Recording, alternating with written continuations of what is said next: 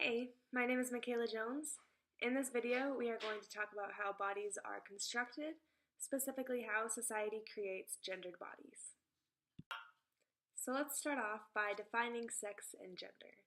People often use these interchangeably and they think they're the same thing, and they do exist together, they do relate to each other, but they're not necessarily the same thing. Sex is your biological body. It's like the body that you were born with, the parts you have, the hormones your body naturally produces. It's your physical body and the biological parts. Gender is a social construct. So gender is what is considered masculine and feminine in a culture.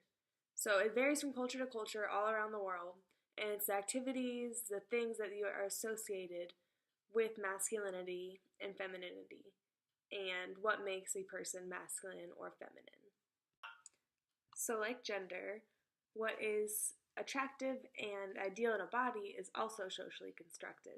So society determines what features are considered masculine and which features are considered feminine, and which of those fit the ideals of each gender.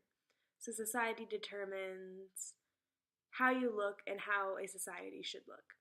How a person looks is not natural, inherent. Like we aren't born knowing how a person should look. We grow up socialized as to how we want to look when we grow up. And so in our reading in Unit 1, we had a reading entitled The Socially Constructed Body by Judith Lorber and Patricia Yancey Martin. And in that they say, members of a society construct their bodies in ways that comply with accepted views of masculinity. So they're stating that members of a society change their body in order to fit what society tells them their body should be. So, for example, in the US, it's considered more masculine for men to be in really good shape, have really big muscles, but that's not attainable for everyone and it's not realistic for anyone. And for women, it's ideal to be really thin, really slender, but still have big boobs and a big butt, which is also pretty unattainable for all women. But members will try to fit the way that society tells them because that's what they think the ideal body is. So we try to change our bodies in order to fit what society has constructed for us to be. And you can try, but it's different all around the world, and everybody's different. So society creates gendered bodies, and we also create gendered objects. So we assign gendered characteristics to objects that would otherwise be genderless, be neutral. So like clothing, accessories, toys, jewelry. We make all of these things gendered. And so you see it a lot in childhood. It's really prevalent. Like if you look at their clothing, the boys' clothes are dark colors. They're lots of like cars on them, superheroes, stuff like that. And then the girls' clothing is really pink, frilly, light colors, My Little Pony, Hello Kitty. And it's the same way in toy aisles too. The toys, girls are all pink, all Barbies, dolls, things that teach them how to be mothers basically. And then the boys' aisles have like a lot of more action figures, Legos, more action related things. And so you can even see, even with toys, and even creating gendered objects, we're teaching children how to use their bodies along with that, because boys tend to be more outgoing, more open with their body, and we encourage that. And we encourage girls to stay in their space, stay quiet, do quiet activities. We don't encourage them the same way as boys.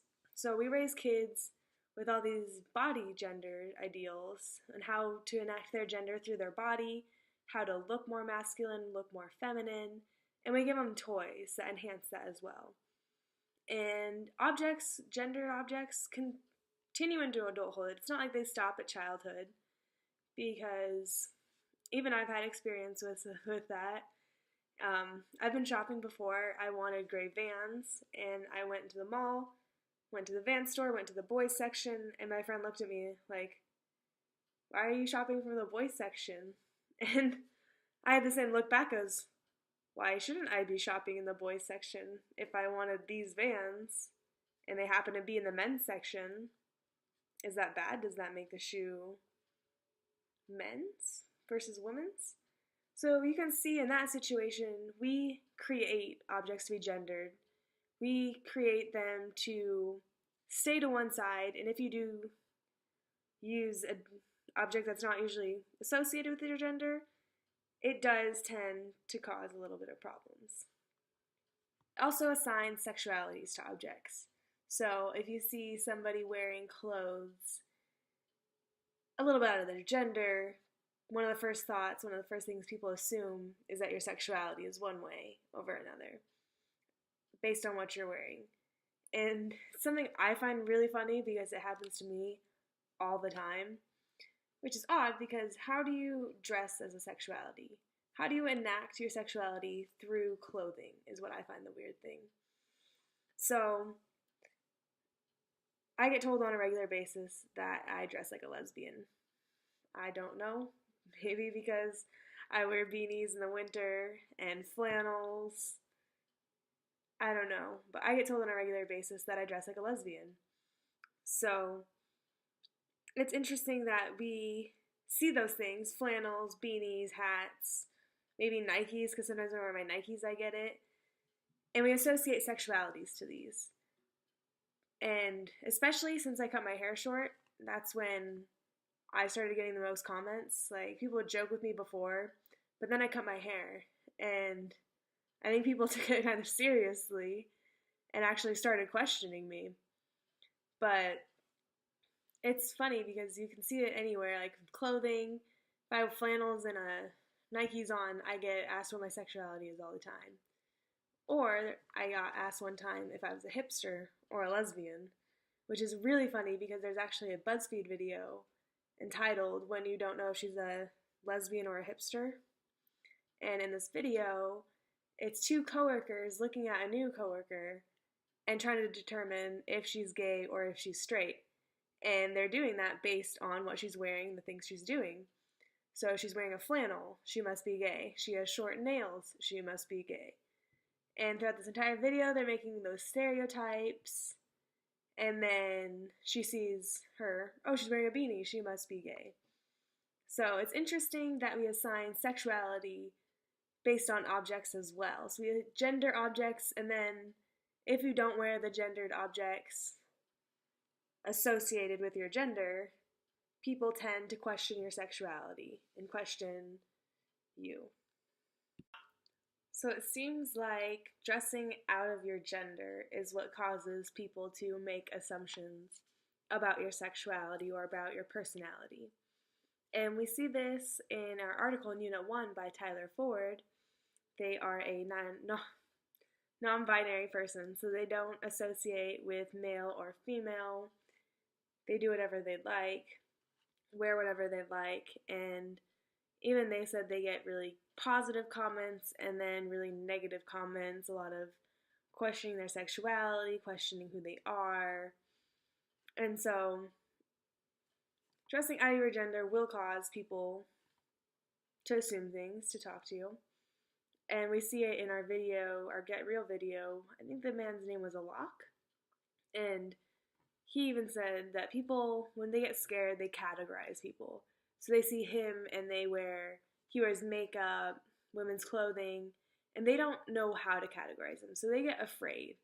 So if people can't figure out how to categorize you, if you're a woman wearing men's clothing, they'll assume you're gay because that's easy to associate. That's something that they recognize. So we create these gendered concepts and then we construct them and try to place people in them to make them easier to understand. Even though gender is such a fluid concept, it's really not that simple.